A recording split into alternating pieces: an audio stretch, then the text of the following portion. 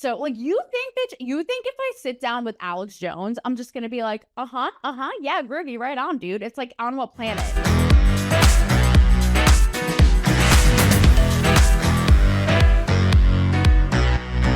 So this is the CBS scandal controversy in a nutshell. So on October 7th, right, the 1-year anniversary of Hamas's attack on Israel, in which they butchered and slaughtered, 1,200 people, the numbers, the vicious rapes and hostages held, and that tragedy, the biggest, the most amount of Jews killed in a single day since the Holocaust. So you have Tony Dokoupil, who's interviewing writer Ta-Nehisi Coates. And this man, basically, he's writing a book, and it's very much one-sided by his own admission. That is, in his words, sort of fighting for the voice that we don't hear, aka the Palestinians, right? And so nowhere in his book does he even mention Iran and its proxies, Hamas, Hezbollah, and the fact that Israel, since its conception, has been attacked by its outsiders and adversaries day after day, trying to wipe it off the map, essentially, that it should not even be a state, be it, suicide bombings, and it just goes on and on. And so Tony Dokoupil challenges him, and it's very cordial, and it's fine. And he says to him, where though is, like, do you acknowledge, and where is the mention of the fact that everybody, Israel's been attacked pretty much on the daily in vicious ways since day one. It's outside countries and, again, opponents, to put it politely, politically correct, don't even think that it should exist and want to wipe it off the map, essentially. And, Ta-Nehisi Coates sort of holds firm to his belief.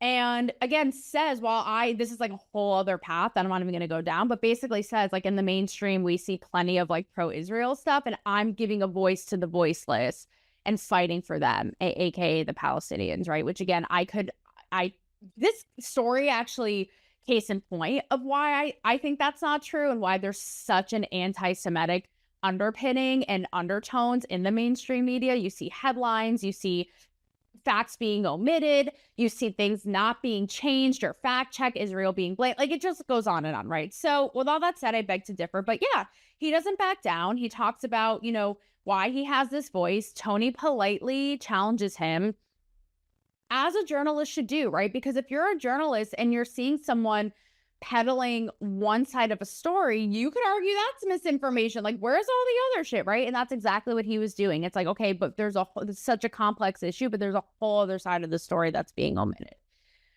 So the crazy part about this is, and right, that's what a journalist should do. And it's so sad. And I used to get so frustrated about this in Hollywood. Like, since when did it turn into this kowtowing of, I don't want to upset the person, or I have to stick in this narrative, or the narrative of what the mainstream is, or what the publication or the editors or the organization wants. A good journalist isn't afraid to kind of get in there and get down to it. Like, i.e. Diane Sawyer, Barbara Walters, need I say more? Like, fucking gangsters, right?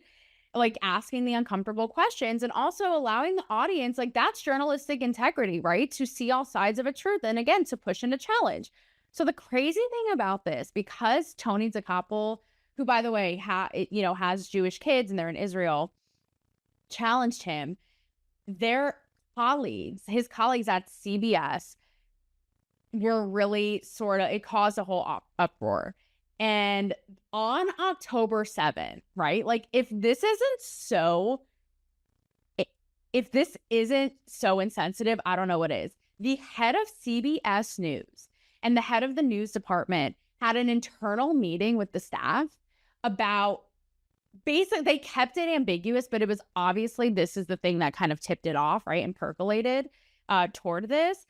Had an internal meeting about, their editorial standards, and how journalists need to check their biases and opinions at the door, and how, they really want to have a courageous and robust newsroom of reporting.